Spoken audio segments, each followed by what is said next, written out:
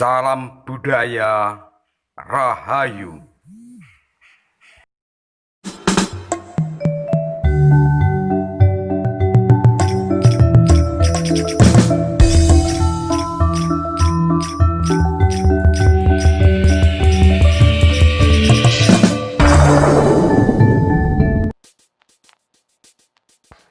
Kembali kita berjumpa dalam Legenda Rakyat. Kali ini kita akan membacakan narasi cerita Legenda Rakyat dari Karangwaluh, Kecamatan Sampung, Kabupaten Ponorogo.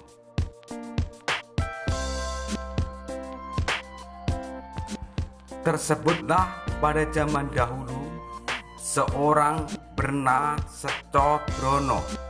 Orang tersebut berasal dari Kabupaten Tuban. Dia melarikan diri dari tempatnya karena tidak setuju dengan sistem kerja paksa yang dilakukan oleh Belanda. Sistem kerja paksa yang dilakukan Belanda pada daerah Secodrono tersebut merupakan pembangunan jalan yang dipelopori oleh Dendels. Pembangunan jalan dari Anyer sampai Panarukan. Masyarakat di tempat wilayah Secodrono disuruh untuk mengikuti gugur gunung kerja paksa. Kalau tidak mau dipukul, dicambuk, bahkan kalau kerjanya lemah masih ditendang oleh bangsa kompeni Belanda.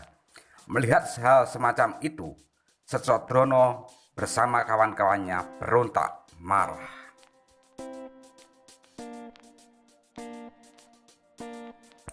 Belanda kemudian beranggapan Secodrono dan kawan-kawannya dianggap sebagai musuh Belanda, sehingga Secodrono mau tidak mau diburu oleh Belanda.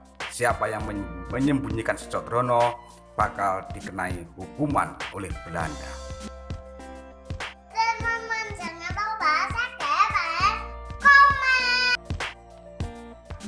Pada suatu malam, Secodrono dan kawan-kawannya pergi meninggalkan kampung halamannya tanpa mengetahui arah dan tanpa mengerti kemana tujuannya.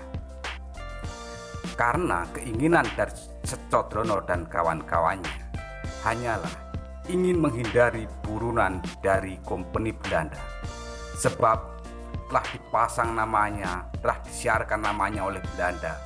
Barang siapa yang melihat Secodrono harap menyerahkan kepada kompeni, mati atau hidup. Secodrono perjalanannya pun sampai kepada wilayah Ponorogo, tepatnya berada di barat kota Ponorogo. Mereka kemudian berdiam diri di tempat tersebut, membuka lahan pertanian. Tak berapa lama, tempat membuka lahan pertanian Secodrono menjadi ramai. Banyak tumbuhan waluh di sekitarnya, di kebun, ladang, dan pekarangan. Maka tempat tersebut diberi nama Karangwaluh.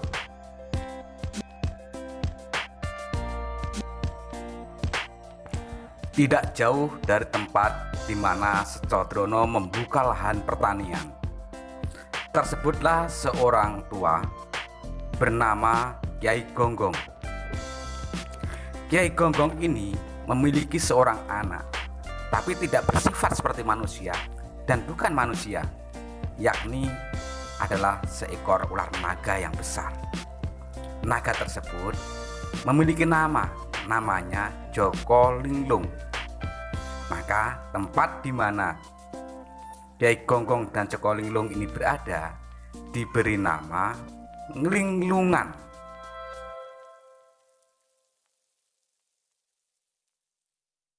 Kyai Gonggong memerintahkan kepada anaknya Joko Linglung untuk bertapa di sebuah tempat di bawah pohon besar.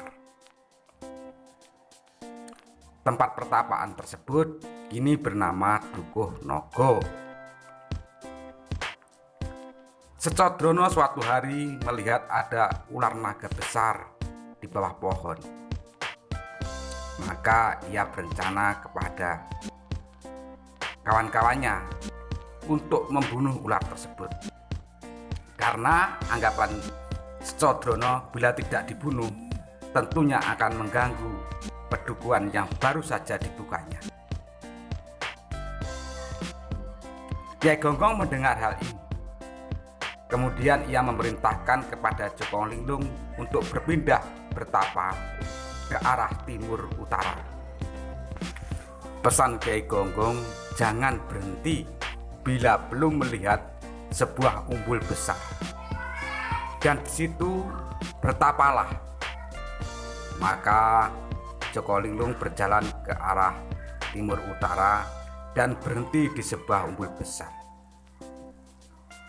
Yang namanya sekarang daerah tersebut adalah daerah Ngumbul, masuk wilayah Kabupaten Madiun.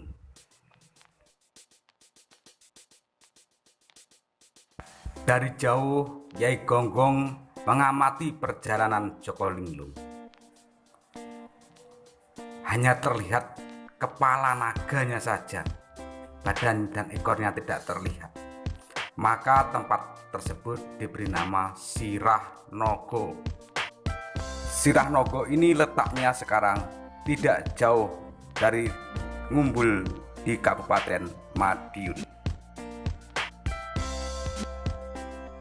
Demikian dulu legenda rakyat, semoga bermanfaat.